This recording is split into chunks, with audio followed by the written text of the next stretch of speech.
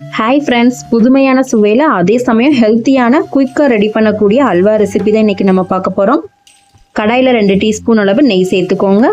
நெய் ஹீட் ஆனதும் ஒரு கைப்பிடி அளவு முந்திரி பருப்பு சேர்த்துக்கலாம். உங்களுக்கு தேவையான அளவு நீங்கள் முந்திரி பருப்பு சேர்த்து கோல்டன் ப்ரௌன் ஆகிற வரைக்கும் வறுத்து விட்டுக்கோங்க.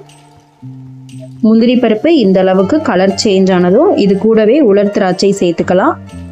உலர் திராட்சை சேர்த்ததும் நல்லா மிக்ஸ் பண்ணி விட்டுக்கோங்க. அது உப்பி வர அளவுக்கு மிக்ஸ் பண்ணி விட்டுட்டு தனியாக ஒரு பாத்திரத்தில் எடுத்து வச்சுருங்க.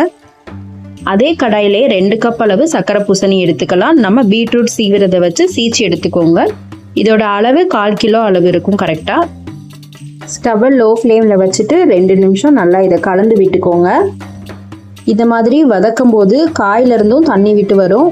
நம்ம இதுக்கு தண்ணி எதுவும் ஆட் பண்ணக்கூடாது. காயிலிருந்து விட்டு வர தண்ணியே 50% நல்லா வெந்துடும் 2 நிமிஷத்தில். இப்போ இது கூடவே எக்ஸ்ட்ரா டேஸ்ட்டுக்காக 1/2 கப் அளவு பால் சேர்த்துக்கிறேன். காய்ச்சி ஆற வச்ச பால் வடிகட்டி சேர்த்துக்கலாம். பால் சேர்த்ததும் ஹை ஃப்ளேமில் வச்சுட்டு நல்லா மிக்ஸ் பண்ணி விட்டுக்கோங்க. இது கூட ஸ்வீட்டோட டேஸ்ட் எடுத்து கொடுக்கறதுக்காக கொஞ்சமாக உப்பு சேர்த்துக்கலாம். நல்லா மிக்ஸ் பண்ணி விட்டுக்கோங்க. நல்லா மிக்ஸ் பண்ணி விட்டதும் மூடி போட்டு 5 நிமிஷம் லோ ஃப்ளேமில் வச்சுருங்க. பால் நல்லா வற்றி வரணும். அதே சமயம் நல்லாவும் குக் ஆகியிருக்கும். நம்ம அல்வா செய்ய போகிறனால இது நல்லா மசிய வெந்திருக்கணும்.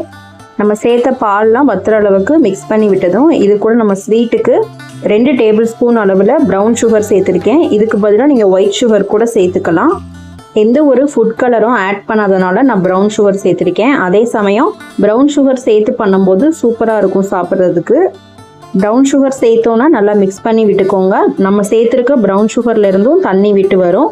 அதுவும் நல்லா வத்தட்டும். கைவிடாமல் கிளறிட்டே இருங்க. இந்த மாதிரி செஞ்சு கொடுத்தீங்கன்னா சக்கரை பூசணியே பிடிக்காது அப்படின்னு சொல்கிறவங்க கூட இதை கண்டும் பிடிக்க முடியாது. அந்த அளவுக்கு டேஸ்ட்டாக இருக்கும். நல்லாவும் சாப்பிடுவாங்க.